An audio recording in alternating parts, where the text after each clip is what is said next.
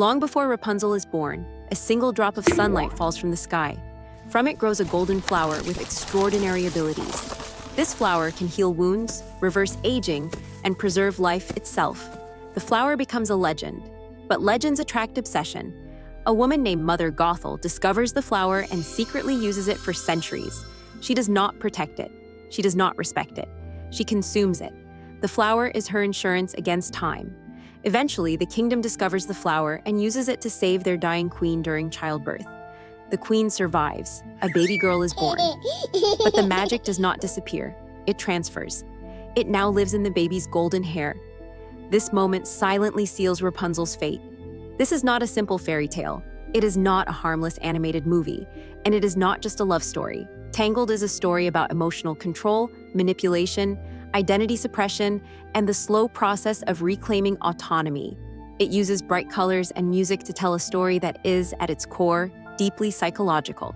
By the end of this recap, you will understand why Tangled is one of Disney's most layered and unsettling films.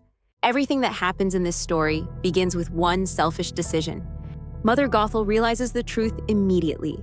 The magic cannot be harvested anymore. Cutting the hair destroys it. So instead of taking the power, she takes the child. Gothel kidnaps the baby and hides her in a remote tower far from the kingdom. From this moment forward, Rapunzel's life is built on a carefully engineered lie. Gothel raises Rapunzel not as a daughter, but as a resource. She provides food, shelter, and praise, but only when it serves control. This is not maternal love. It is emotional imprisonment disguised as protection.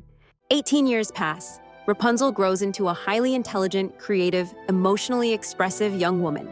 She paints murals across the tower walls. She reads books she's already memorized. She cooks, cleans, and sings to fill the silence. But she never leaves. The tower becomes her entire universe. Mother Gothel reinforces 3 beliefs daily. The outside world is dangerous. People are cruel and deceptive. Rapunzel is incapable of surviving alone. Every year on Rapunzel's birthday, glowing lanterns appear in the distant sky. Rapunzel feels drawn to them. She doesn't understand why. She only knows they feel important. When she asks about them, Gothel dismisses her curiosity. Curiosity, in this household, is treated as rebellion. Mother Gothel's control is subtle. She uses sarcasm instead of shouting, guilt instead of violence, affection that disappears the moment Rapunzel resists. She praises Rapunzel's hair, but not Rapunzel herself. She undermines Rapunzel's confidence while pretending to uplift her. This is psychological manipulation at its most effective. Rapunzel grows up believing that obedience equals love, and love equals survival. Elsewhere, a thief named Flynn Rider steals the lost princess's crown. He is charming, confident, and emotionally detached. Chased by guards, Flynn hides in the last place anyone would expect, the tower. This is the first time Rapunzel sees a stranger. Her response is instinctive. She knocks him unconscious with a frying pan. This moment matters deeply. Rapunzel does not freeze. She does not ask permission. She acts. For the first time, fear does not control her. Rapunzel hides Flynn and debates with herself. Her conditioning tells her to stay silent. Her curiosity tells her to leave. She chooses curiosity. Rapunzel proposes a deal. She will return the crown. In exchange, Flynn must take her to see the lanterns. This is not impulsive behavior. It is the first autonomous choice of her life. When Rapunzel steps outside the tower, her emotions spiral. Joy hits first, then guilt, then fear, then joy again. This emotional whiplash is not comedy. It is trauma unraveling. Rapunzel has been taught that independence is dangerous, so freedom feels like betrayal. Flynn watches this transformation silently, and something inside him begins to shift. They stop at a rough tavern filled with criminals. Rapunzel expects violence. Instead, she finds dreams. Every person has a goal: music, art, love, belonging. This moment expands Rapunzel's worldview. Not everything frightening is evil, and not everything familiar is safe. Flynn begins shedding his fake persona. For the first time, he is honest. The royal guards close in. Up until now, Rapunzel's journey has been fueled by curiosity and wonder. But this moment introduces something new: real danger. For the first time, the outside world actually threatens her life. Not because it is cruel, but because she is connected to a truth far larger than she understands. Flynn, who has spent his entire life running from responsibility, immediately shifts into survival mode. He is used to this. Rapunzel is not. As the chase intensifies, the contrast between them becomes clear. Flynn reacts instinctively. Rapunzel reacts emotionally. She does not panic because she is weak. She panics because she has never been allowed to fail before. Their escape leads them into a narrow cave. Water begins flooding in. The exit collapses. Darkness surrounds them. This is not just a physical trap. It is a psychological one. For Rapunzel, this moment represents every warning Mother Gothel ever gave her, that the outside world would trap her. That curiosity would lead to death. Believing this is the end, Rapunzel breaks down, and then she does something remarkable. She tells the truth. Rapunzel reveals her secret. Her hair glows. The cave lights up with warm, golden light. This moment is critical, because Rapunzel is no longer hiding who she is out of fear of rejection.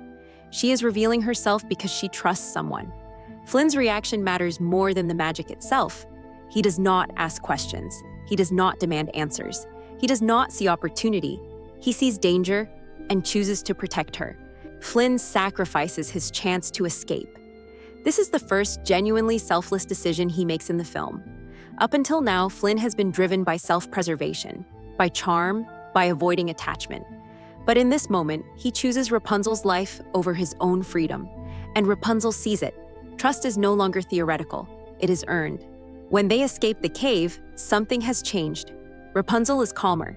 Flynn is quieter. The power dynamic between them has shifted. Flynn is no longer leading the journey. Rapunzel is.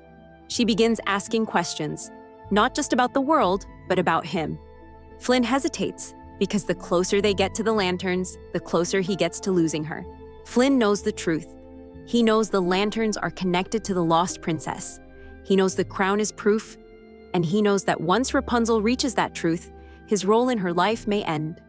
For a man who built his identity on running away, this realization is terrifying, because for the first time, he wants to stay. Night falls.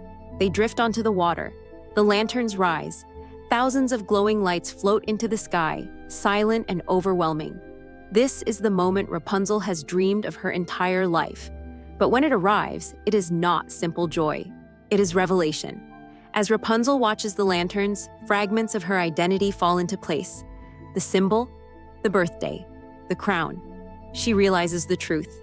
She is the lost princess. This realization does not feel victorious. It feels destabilizing. Everything Rapunzel believed about herself is suddenly incomplete. She is not just a girl in a tower. She is not just Mother Gothel's daughter. She belongs to something larger. And that realization comes with responsibility and fear. Flynn watches her silently and understands something painful.